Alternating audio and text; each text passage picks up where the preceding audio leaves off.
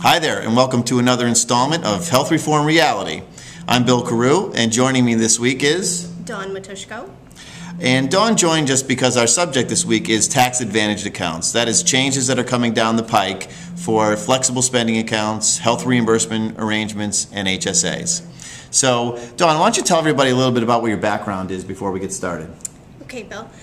I actually came from Aetna, and on staff there I managed health savings accounts, and over the last couple of years at Ovation I've focused a little bit more into the HSA, flexible spending account, FSA, and health reimbursement world.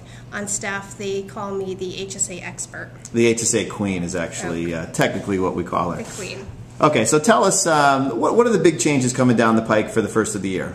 So beginning January 1st, 2011, the biggest that we've seen is that over-the-counter medications are no longer going to be considered a qualified expense unless the employee has a prescription from their provider. So that's kind of strange. They're going to get over-the-counter medication, and I have to get a prescription. Yeah. It's a little disheartening because one of the benefits to a flexible spending account is that an employee can go out at the end of the year if they have any funds left over, and instead of forfeiting them, stock up on Tylenol or Advil or Relief or even cough drops and cough syrup. Now they can still do that, but they're actually going to have to pick up a prescription from their doctor in order to use that tax-advantaged account.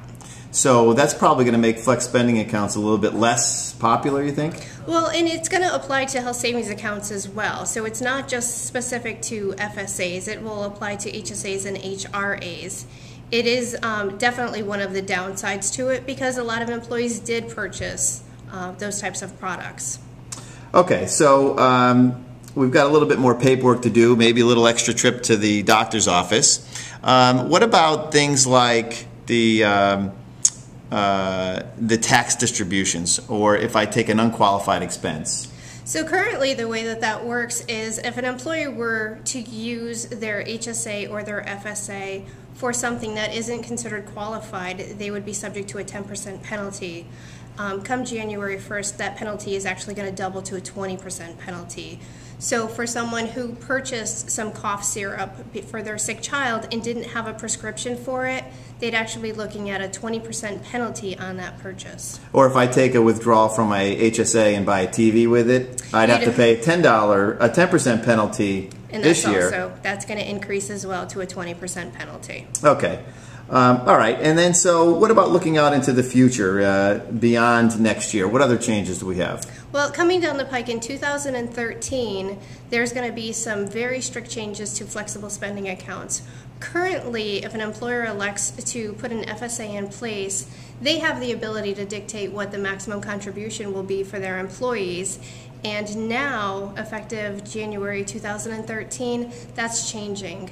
The federal government is stepping in and saying no more. It's going to be allowed at a $2,500 annual cap, and that amount is actually going to be increased with the consumer price index. So it may go up a little bit, but that's a big disadvantage for employees who are participating in those because maybe they have children who have braces or they're considering laser correction vision surgery. The other big thing too is plans that have a high hospital deductible. These FSAs are huge in saving the employees if they do have to utilize that hospital deductible. So it's a way for them to save 20 or 30% of their tax dollars for the funding of that. So that's a big change. Right now there is no federal maximum. There isn't. It's an employer by employer decision. And now it's really going to be limited to $2,500. So there are some groups out there who have $5,000 and $10,000 limits that are now going to be cut to a quarter. So how old is your daughter? She's 6. No braces yet. No braces yet, but I've been told she's going to need them. And you know what? Now I'm going to be looking towards my HSA and building up that balance in there so that I can afford to do that. Well, that's Dawn's health reform reality. Now she's got to find a more creative way to pay for her daughter's braces. So that's one of the practical applications that we're all going to see as these changes come down the pike. So thank you for joining us this week, Dawn. Thank you for having me. And hope you have a great week, and we'll check back next week for another installment of Health Reform Reality.